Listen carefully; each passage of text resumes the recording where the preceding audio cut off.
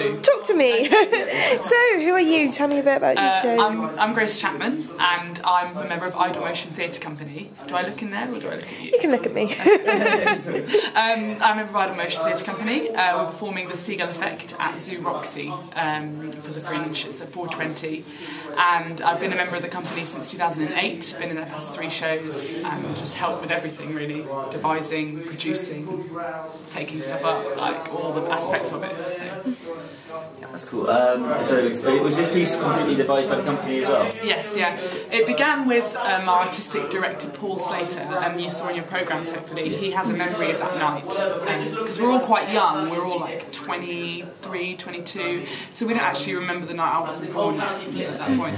But he remembers it, and he has a very strong memory of it. And he shared it with us last Edinburgh actually, so a year ago.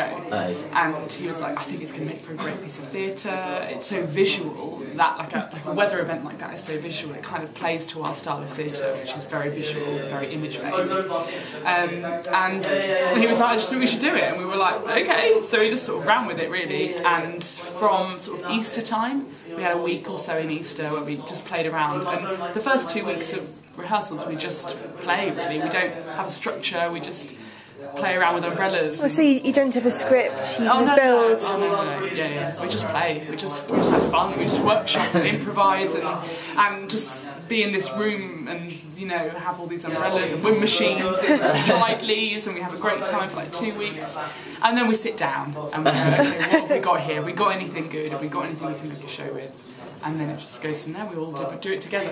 Okay, so did you create the show specifically to take to Edinburgh, or did you create it and then bring it to Edinburgh? No, well, we had Edinburgh in our sights. Yeah, okay. Definitely. I mean, we come up here, it's our 4th year here as a company.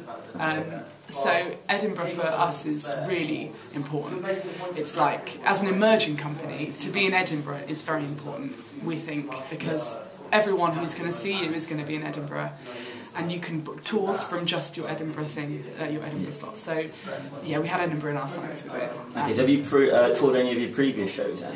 Yeah, well, second show, Borges and I, we only did the tiny southeast tour, but our last show, The Vanishing Horizon, we took up last year, and it did really well, sell-out show, so that was really exciting. And from that we got a national tour of, I think, gosh, 23 venues? I don't know, sorry, I've forgotten. But like a national tour with that, so we went all around the UK with it, and that was amazing to like have that. We've never had that, so we learned so much on that tour about running a theatre company, you know, and just taking stuff to different spaces, trying to deal with all the various things that come with that.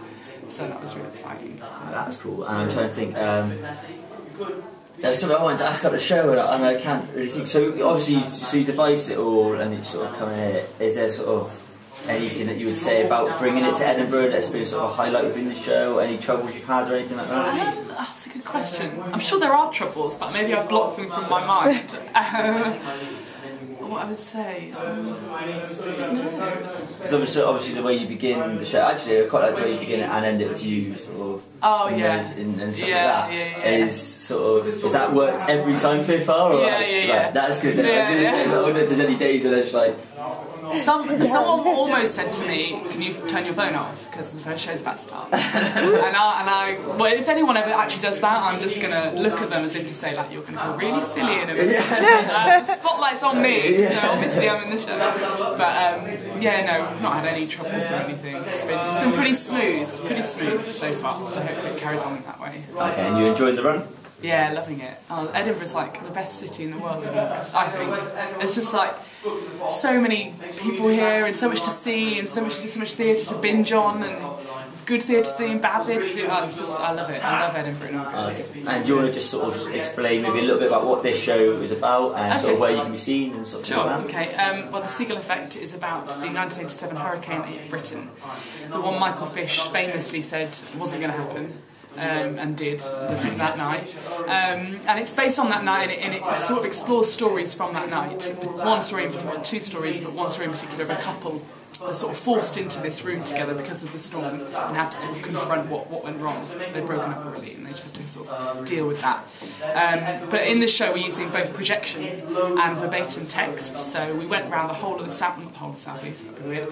We went like round pockets of the southeast to interview people who remember the storm and put it in the show as like voiceovers of those memories. So there's two new big things for us, and hopefully add that extra layer, that extra sprinkle on the show on top, where people think like, oh, these guys have really worked hard at this. It's good. So it's set on that night, and yeah, it just explores. It uses that night to explore ideas around chaos theory and weather and prediction and being able to predict the future and how tiny events have huge consequences over time, and it just kind of links all that together in London, really. Okay, and you're on in Zoo Roxy. In the Sanctuary, and you're at 4:20. 4:20. Okay, and is that every day for the rest of the run? Yeah, we're not performing on the 16th or the 23rd. Okay, and you said you've got something up for British Arts Council this week as well. So when can we find that, and what's that? Yeah, that show's called The Vanishing Horizon, and it looks at the history of flight. And we use 40 suitcases on stage in order to do this, and that's pretty much it. A few other things, but yeah, so we look at travel and flight and the history of flight, particularly female aviators who perhaps haven't had the time to shine in the past. We kind of give them their moment in this show. And that's on the final week as part of the British Council Showcase, which is a showcase looking to show work from the UK around the world. So fingers crossed that goes well, we hopefully get an international tour. You've got your step, doesn't it? Yeah. You've got your suitcases ready. Why not? Absolutely, yeah. Okay, thank you very much. Thank you. Pleasure, thank you.